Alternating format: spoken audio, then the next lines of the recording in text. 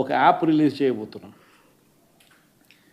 రాష్ట్రంలో ఎక్కడైనా కానీ, ఎవరికైనా కానీ, ఏ అధికారితో అయినా కానీ హరాస్మెంట్కి ఎవడైనా లోన్ అయితే ఆ యాప్ లేకపోయి యాప్ అడిగే క్వశ్చన్, నీకు ఏ రకంగా అన్యాయం జరిగింది అని.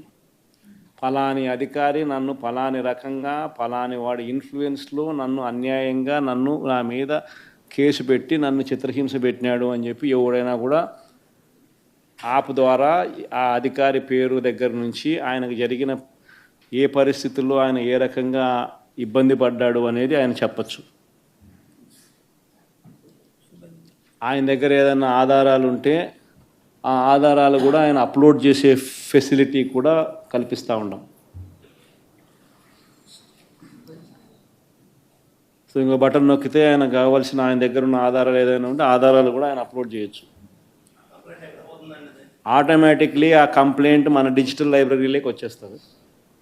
ఆ యాప్ ద్వారా మన డిజిటల్ లైబ్రరీ మన దగ్గర ఉన్న మన సర్వర్లలోకి మన డిజిటల్ లైబ్రరీలోకి వచ్చేస్తుంది. రేపొద్దున మనం ముఖ్యమంత్రి అయిన తర్వాత ఆ డిజిటల్ లైబ్రరీ మనం ఓపెన్ చేస్తాం. రేపొద్దున ఎవరికి రాష్ట్రంలో ఏ కార్యకర్తకైనా ఎవరికైనా కూడా ఎటువంటి అన్యాయం జరిగినా, ఏ అధికారి వల్ల అన్యాయం జరిగినా వాళ్ళ పేరు, ఏ రకంగా అన్యాయం చేసినాడు, ఎవరి ప్రోద్బలంతో అన్యాయం చేసినాడు, ప్లస్ నెక్స్ట్ బటన్, మీ దగ్గర ఏమైనా సాక్ష్యాలు ఏమైనా ఉంటే ఏమైనా అప్లోడ్ చేయాలనుకుంటే చేయండి. వీడియోలు కానీ నీకు ఇంకా వేరే సాక్ష్యాలు కానీ ఏమైనా ఉంటే మీ దగ్గర ఉంటే మీరు చేయండి. సో అవి కూడా ఒక అవకాశం. అవన్నీ ఆటోమేటిక్లీ మన సర్వర్లలో మన డిజిటల్ లైబ్రరీలోకి వెళ్ళిపోతుంది.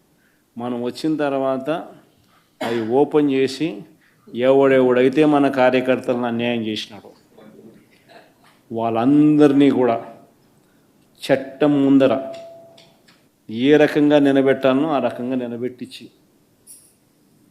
అందరినీ కూడా సినిమా చూపించే కార్యక్రమం మాత్రం జరుగుతుంది. వాళ్ళు చేసినవన్నీ కూడా వడ్డీతో సహా ఏదైతే నువ్వు ఎత్తుతున్నావో అదే పండుతుంది. ఎక్కడో కూడా మనం అన్యాయం చేయడం లేదు. ఏదైతే మీరు ఎత్తినారో అదే రేపొద్దున పండుతుంది. చక్కెర వడ్డీతో సహా చెల్లించే పరిస్థితి వస్తుంది. అదొకటి ఖచ్చితంగా నెక్స్ట్ 10 రోజుల్లో రిలీజ్ చేయబోతున్నాం.